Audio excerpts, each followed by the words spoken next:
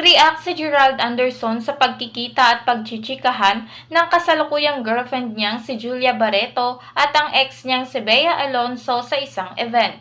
Nangyari ang pagbabati nina Julia at Bea sa tribute at post-birthday celebration para kay Mr. M sa Resort World Manila nitong March. Sa Marisol Academy sa teletabloid na usisa ni host Romel Placente si Gerald hinggil dito. Say ni Gerald, ganun talaga, time heals and basta moving forward lahat, saad ng kapamilya aktor na happy habang ine-interview.